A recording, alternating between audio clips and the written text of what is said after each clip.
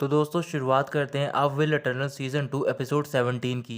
लिंक्सी शक में कुछ दिन बीत गए होते हैं और जो अंकल ली होते हैं उन्होंने अपनी कल्टीवेशन कंप्लीट कर ली होती है। इसी वजह से वहाँ पर सेक्ट के एंसेस्टर और डिसाइपल पहुँच जाते हैं। वो सारे मिलके अंकल ली को कॉन्ग्रेचुलेट कर रहे होते हैं। तभी अंकल ली को शाह वजन की आवाज़ सुनाई देती है और जैसे ही वो उसकी ओर मुड़कर देखते हैं तो फिर वो हैरान हो जाते हैं, क्योंकि अब शाह वजन काफ़ी बड़ा हो गया होता है और वो इमेजिन कर रहे होते हैं कि शाह वजन आज से कुछ साल पहले बहुत ही छोटा था। शाह बच्चन अंकल ली के पास पहुंचता है और नील डाउन होकर उन्हें कॉन्ग्रेचुलेट कर रहा होता है। अंकल ली शाह बच्चन को खड़ा करते हैं और उसकी ओर देखकर मुस्कुराकर कह रहे होते हैं कि अब तुम काफ़ी बड़े हो गए हो। तभी दूसरी साइड में उन्हें एक लाइट की वेव दिखाई देती है। उसे देखते ही वो एंसेस्टर से पूछ रहे होते हैं कि सिचुएशन कैसी चल रही है। एंसेस्टर बता रहे होते हैं कि जो फर्स्ट बैच के डिसाइपल वो पहले ही लियो शिंगशान पहुंच चुके हैं ताकि वो बैटल के लिए प्रिपरेशन कर सकें। अंकल जी बोल रहे होते हैं, क्या आप मुझे डांस शॉन की बैटल के बारे में बता सकते हैं। वहीं पास में मीशांग खड़ी होती हैं जो कि कॉर्डन वॉलेट पीक की लीडर होती हैं। मीशांग अंकल जी को बता रही होती हैं कि जो डांसिंग शर्ट के मॉन्ग थे उन्हें सबड्यू कर लिया गया है और जो बाकी बचे हुए थे उन्होंने पहले ही सरेंडर कर दिया है। जैसे ही वो बैटल खत्म हो जाएगी श्वानशी की पावर बहुत ही ज़्यादा बढ़ जाएगी। शाओ वजन सबसे कह रहा होता है, क्या हमारे पास फाइट करने के अलावा कोई रास्ता नहीं है। अंकल जी बोल रहे होते हैं कि कोई भी रास्ता नहीं है, हमें फाइट करनी होगी, क्योंकि अब हमारे बीच में ट्रस्ट रहा नहीं है और ये हमारे सेक्ट के सर्वाइवल की बात है। इसके बाद अंकल ली शाओ वचन को अपने साथ एक जगह पर लेकर जा रहे होते हैं और उसे वैक्यूम के बारे में समझा रहे होते हैं। जैसे ही शाओ वचन उस जगह पर पहुंचता है अचानक से उसे एक एनर्जी फील होती है। फिर वो बोल रहा होता है कि यहाँ पर भी योंगतियन रिवर की स्पिरिचुअल पावर प्रेजेंट है, लेकिन ऐसा लगता है कि इस प्लेस में सारी पावर एक ही जगह पर इकट्ठा कर दी है। अंकल ली शाओचन से कह रहे होते हैं, लगता है कि तुमने नोटिस कर लिया है, लेकिन तुम्हें एक और बार अपने सराउंडिंग पे अटेंशन देनी चाहिए। फिर शाओ बॉजन अपनी हेवनली आइज का यूज़ करता है और वो देखता है कि वहाँ पर एक अलग ही वर्ल्ड होता है और वहाँ पर बहुत सारे माउंटेन उसे दिखाई दे रहे होते हैं। उसी दौरान उसे एक आदमी की आवाज़ सुनाई देती है और वो आदमी शाओचन से कह रहा होता है कि जो तुमने अभी ये प्लेस देखी है वो हमारे लिंक्सी सेट की इनहेरिटेंस है, जिसका नाम है हिडन पीक नाइन्थ माउंटेन। और वो आवाज़ होती है लिंक्सी सेट के एंसेस्टर की। एंसेस्टर को देखते ही अंकल ली और शाओ वचन दोनों ही बो करते हैं। एंसेस्टर गुस्से से शाओ वचन की ओर देख रहे होते हैं और कह रहे होते हैं, क्या तुम्हें अपना गिल्ड पता है। ये कहते ही एक बहुत ही पावरफुल ऑरा वहाँ पर आ जाता है और शाओ वचन अपने आप ही नील डाउन हो जाता है। शाओ वचन की हालत खराब हो गई होती है और उसके मुंह से ब्लड निकल रहा होता है। तभी अंकल ली एंसेस्टर से कह रहे होते हैं कि आप शाओ वचन को डरा रहे हो। शाओ वचन एंसेस्टर से कह रहा होता है, मैं जानता हूँ कि मुझसे ये सब गलती से हुआ है और मैं यही चाहूँगा कि आप मुझे माफ़ कर दो। ये सुनते ही एंसेस्टर थोड़े से सरप्राइज हो जाते हैं और वो अपने मन में कह रहे होते हैं कि मेरे ऑरा के अंडर ये बात कर पा रहा है, ये बहुत ही बड़ी बात है। फिर वो अपने ऑरा को उठाते हैं और शाओ वचन से कह रहे होते हैं कि अगर तुमने फ्यूचर में कोई भी गलती की तो फिर तुम्हें पनिशमेंट दी जाएगी। शाओ वचन को इस बात की कोई भी टेंशन नहीं होती और वो अपने मन में कह रहा होता है कि आप सिर्फ मेरी क्वालिफिकेशन को टेस्ट करना चाहते थे। शाह वचन खड़ा होता है और वो एंसेस्टर से बोल रहा होता है कि मैं आपसे मिलने के लिए आया था, इसी वजह से मैं आपको एक बॉटल देना चाहता हूँ एलिक्सियर की। अंकल ली शाह वचन को डांट रहे होते हैं और कह रहे होते हैं कि तुम कोई भी मेडिसिन एंसेस्टर को नहीं दे सकते हो। शाह वचन बोल रहा होता है, शायद आपको पता नहीं है कि इस मेडिसिन को मैंने ही रिफाइन किया है और जो भी मटेरियल इसके लिए चूज़ किए हैं उनकी क्वालिटी बहुत ही हाई है। यहाँ तक कि मैंने फर्नेस को ग्राउंड फायर पर रखा था कई महीनों तक। अंकल ली कह रहे होते हैं कि कुछ ही टाइम बाद वॉर होने वाला है और तुम्हें पता है कि सप्लाईज की बहुत ज़्यादा शॉर्टेज है। तुमने इतने हाईएस्ट क्वालिटी के मटेरियल का यूज़ किया है, क्या तुम्हें पता है इसका मतलब ये है कि तुम किसी पर्सन को मार रहे हो। शाओचन बोल रहा होता है कि ये सारे स्किल मुझे आपसे और एंसेस्टर से मिले हैं, इसी वजह से मैं आप दोनों को रिपे करना चाहता हूँ।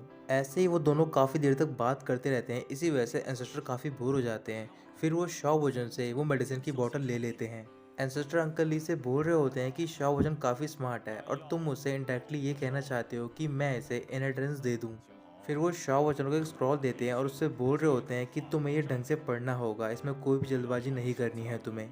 स्क्रॉल लेने के बाद शाओ वॉचर एंसेस्टर को थैंक यू बोलता है और वो देख रहा होता है कि एंसेस्टर की कमर पर एक जेड पेंडेंट होता है और वो शाइन कर रहा होता है।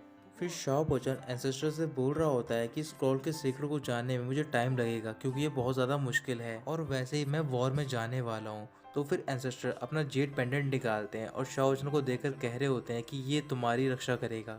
ये एक बॉडी प्रोटेक्शन स्पिरिचुअल ट्रेजर है जो कि नॉट कोर के लेवल पे है। अगर तुमने इसे तियानवे की एयर के साथ कैटलाइज कर लिया तो फिर तुम इसे और भी एडवांस तरीके से यूज़ कर सकते हो। ये सब बताने के बाद एंसेस्टर वहाँ से चले जाते हैं। उनके जाने के बाद अंकल ली शाओचन से पूछ रहे होते हैं कि तुमने किस टाइप की मेडिसिन दी है एंसेस्टर को। शाओचन मुस्कुराकर बोल रहा होता है कि वो बहुत ही प्रीशियस थी मेरे लिए और मैंने उसे बहुत ही मेहनत से क्रिएट किया है। अंकल ली बोल रहे होते हैं क्या वो मेडिसिन मेंगशॉन दान है, तो फिर शाओचन हाँ बोलता है। अंकल ली गुस्से में वहाँ से चले जाते हैं और वो शाओचन से जाते हुए बोलते हैं कि मैं तुमसे आकर मिलूंगा तभी मैं तुमसे बात करूंगा।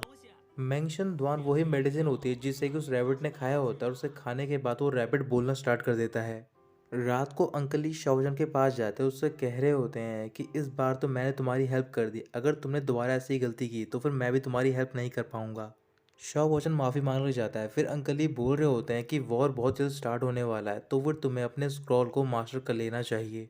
जितने भी ट्रीज एंड प्लांट हैं तुम उन्हें अपना सोल्जर बना सकते हो और कॉम्बैट पावर के तौर पर यूज़ कर सकते हो। जितनी भी इस वर्ल्ड में चीज़ें हैं उन सब में स्पिरिट है। तभी अंकल ली एक स्क्रिप्चर ओपन करते हैं और वहाँ पर एक बहुत ही बड़ा प्लांट का मॉन्स्टर बन जाता है। फिर वो शाओशन से कह रहे होते हैं कि तुम ऐसे ही बहुत सारे प्लांट को मिलाकर एर्रे तैयार कर सकते हो और उन्हें अपने सोल्जर्स में ट्रांसफॉर्म कर सकते हो।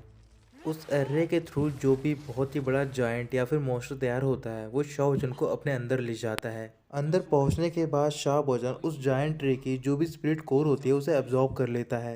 एब्जॉर्ब करने के बाद वो बाहर निकलता है और वो अपने रूम के अंदर चला जाता है और वो लगातार कई दिनों तक कल्टीवेशन करता रहता है। कल्टीवेट करते दौरान उसे अंकल ली की बात याद आ रही होती है। अंकल ली ने शाओजन से कहा होता है कि तुम्हें प्लांट और ट्रीज की पावर को अपनी कल्टीवेशन में इंटीग्रेट करना है। साथ ही में तुम्हें ग्रास और ट्रीज के बेसिक हार्ड फॉर्मूला को समझना होगा ताकि तुम उन्हें सोल्जर के तौर पर इस्तेमाल कर सको। और ये सब करने के लिए 18 तरह की एल्केमी की रेसिपी हैं जिन्हें कि समराइज़ किया गया है। आखिरी बात मैं तुमसे यही कहूँगा कि बैटलफील्ड में तुम्हें मुझे ही फॉलो करना है क्योंकि मुझे लगता है कि इस बार बहुत सारे लोग मारे जाएंगे।